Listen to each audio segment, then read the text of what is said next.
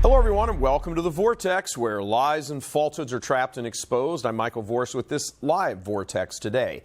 By now, you have probably heard that a very good priest from Chicago, Father Paul Kalchik, has felt he had to go into hiding to escape the long arm of Cardinal Blaise Cupich, who sent a pair of enforcers to his parish this past weekend to drag him to the funny farm for clergy. He refused to go with them. A scene ensued, witnessed by multiple parishioners, and the Cupich enforcers had to leave, but not before threatening to call the cops and have him arrested. Love that mercy from the Mercy Mafia, right? It was after that incident that Father Kalchik got in touch with family and then hit the road, going off the grid and on the lam.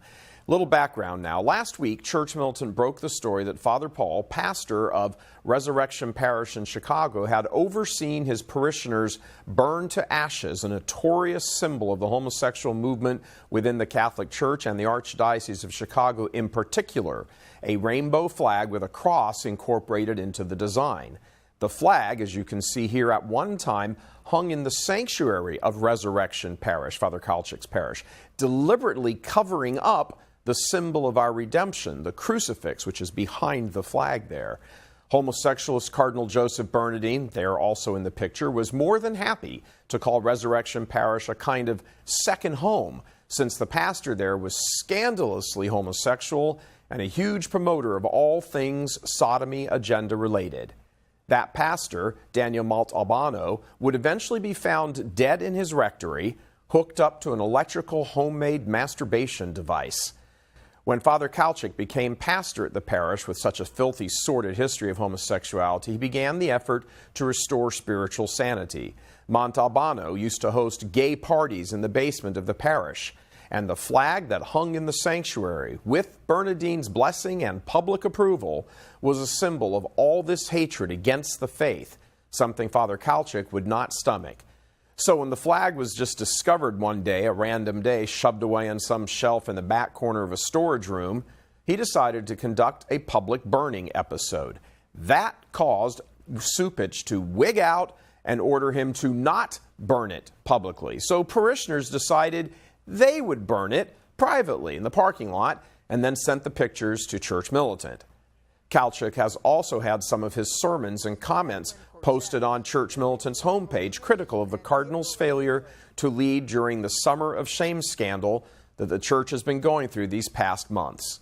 The combination of Kalchik's calls for purity in the Church and the flag-burning episode infuriated Cupich, prompting him to send his men to grab Kalchik and whisk him off to the St. Luke's Treatment Center in Maryland. And for the record, St. Luke's is a place where liberal and gay-friendly bishops often send troublesome Orthodox priests so they can be branded for the rest of their careers as having mental issues. It's a means of sidelining and demonizing them. The latest example of callousness on the part of Cupich follows weeks of shame either he or circumstances have brought on the diocese.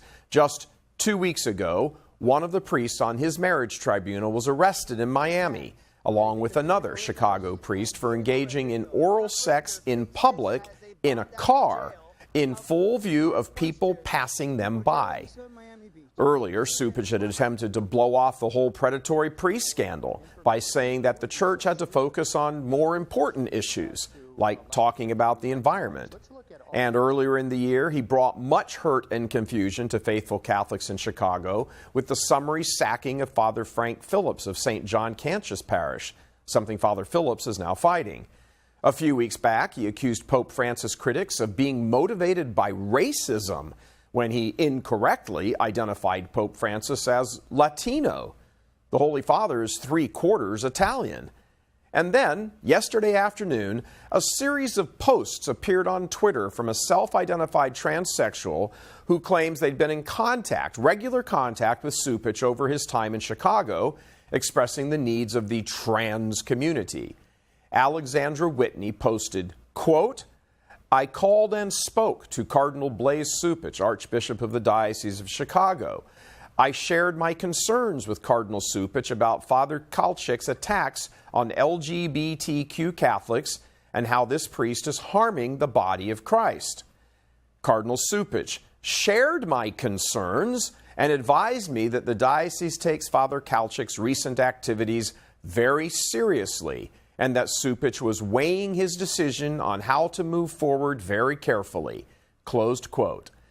Alexandra also took the occasion to announce departing the Catholic Church for Unitarian Universalist Fellowship. If this is true, given the level of detail here in the entire series of tweets, it would be foolish to dismiss the claim.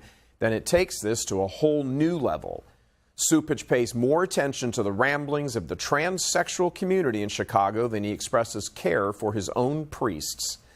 The episode this weekend with Father Kalchik is now being viewed by many as the last straw with Supich, and Church Militant has begun an online petition insisting that Supich must step down or be removed as Archbishop of Chicago. Enough is enough. The climate of secrecy, the double standard of dealing with Orthodox priests when allowing homosexuals clergy free rein, the major gaffes and public relations debacles which have become the butt of jokes, all of this just keeps mounting, and it must be stopped. We greatly urge you to click on the link and sign the petition, insisting on his resignation or removal from office. Over 7,000 already have in less than 24 hours. It's time for the laity to stop being steamrolled by this homo heresy so dominant in the church these days.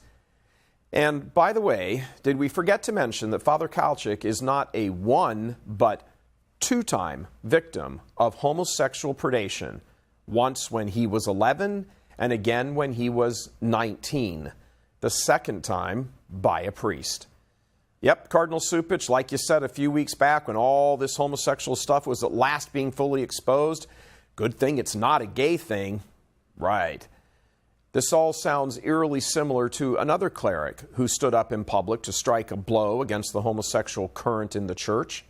Archbishop Carlo Maria Vigano is in hiding for fear of his life, which makes it at least appear as though a pattern is beginning to develop. Search and destroy missions being launched for clergy who step up and publicly oppose the homo heresy. Makes you wonder if the liberals in the Vatican are thinking about reversing their condemnation of the death penalty earlier this summer.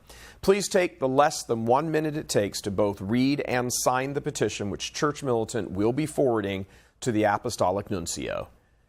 God love you. I'm Michael Voris.